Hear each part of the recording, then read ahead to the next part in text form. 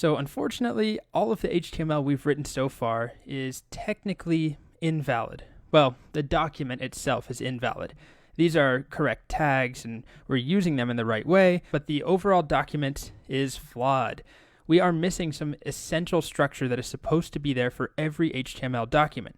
If we look at any web page, our trusty Wikipedia chicken entry, in the Inspector tab of the Chrome DevTools, you'll see that we have this HTML element, opening and closing, then a head, and then a body. We need to talk about what these are and add these elements to every document we create. So in this video, we're talking about this HTML skeleton. People also refer to this as boilerplate. It's standardized markup that needs to go in every document you create, every single HTML page. So even though our browser is letting us slide without it, we need to have it. Okay, so I'm going to step through it one piece at a time. The very first thing you'll see here at the top is this weird exclamation point docs type HTML. This is an important piece, but we're not going to go into a lot of detail right now. Think of it as a flag to your browser that indicates we're using HTML5. Now, we haven't talked about what exactly HTML5 is. That is something we'll cover when we talk about semantic HTML, but it's basically saying I want to use the latest features in HTML. So we put that at the very beginning. So I'm going to add that here. You can see it actually gives me a suggestion, VS Code does. So if I want that, I can just hit enter, or I could type that all out myself, although honestly I rarely do type it out. So we're not going to see a difference at all right now. If I tried to run this or refresh the page, nothing really changes. Next up, we need to add in our HTML element. So we could read about this element on MDN. The HTML element, also called the root element, represents the entire top level element of our document. So everything else on our page, every other element is supposed to be a descendant of this element. So it's pretty simple. We can just add our HTML opening and closing tag, or like always, you can do this, HTML tab, and then everything should go in here. So doc type is weird. It does not have a closing tag. It's just a flag. It's a thing that says, hey, this is HTML5. But everything else that we're going to see right now has an opening and closing tag. So HTML. Then we don't just put our code inside of that. If we actually read the docs on MDN, there's this one little point that says permitted content, or permitted, whatever. One head element followed by one body element. So if we go back to Wikipedia here and we inspect, here's our HTML element, one head, one body. So these are always going to be there for us. Let's start with what the head is. The head, also called the document metadata element, contains basically things that don't show up on the page. So not any of these elements that we've created so far. None of these go in the head. Instead, it's all metadata, information about your web page, any scripts that you're loading. Once we get to CSS, this is where we'll include our style sheets and our CSS.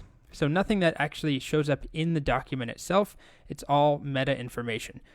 So we're going to add that in right here inside of our HTML element head, just like that. Okay? You don't have to indent or anything like that.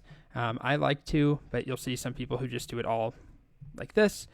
Anyway, we have our head, and we don't really have a lot that goes in there yet. Eventually, we'll learn how to include CSS and JavaScript and different fonts and icons and other assets that we need to do or we need to include in the head. For now, I'm going to show you one other thing, which is the title element.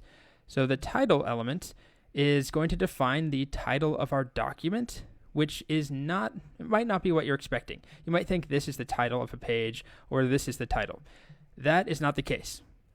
The title element is actually going to change what we see displayed in the tab in our browser, and it's also used by websites like Google.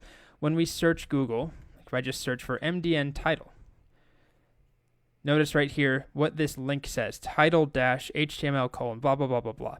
If I click that, that is the exact title we see specified in the tab here. So Google uses that title element. It looks for that element in the head, and it uses that to create the links in the search results. So the title is an important element that you should have on every page. Right now, if we don't have it, it just defaults in this case to chickens.html, the name of our file. But we should come up with something. It could even just be chickens. Let's see what Wikipedia does. Yep, chicken-Wikipedia. So why don't we do chicken-, I'm going to go with Cultipedia, but you can call this whatever you want there. Let's see. Refresh. There we go. There is our title. So it doesn't show up in the page itself. It shows up in the browser, but not in the page. That is the title. It should be on every single document that you create inside of the head, inside of the HTML elements. Then we get to the second piece that goes inside of an HTML element, which is the body. So we have one head and one body. And the body represents all of the content of our document. There can only be one, and it includes, or it can include, any of the elements we've learned so far. It's where we would put everything we've typed. So our H1, our paragraphs, everything. If we go look at Wikipedia, expand the body, this is all of the content of the page. All of the text, all of the sidebar, all of the navbar, everything is in the body. So I'm going to add that in here below the head. Once again, I can type it out, or I can just type body tab, same thing. Then I'm just going to cut all of my content right there and put it inside of the body. Perfect. All right. So I could indent this and make it look nice. I'm actually going to show you a trick in the next video, but it doesn't really matter right now. This is valid HTML at this point.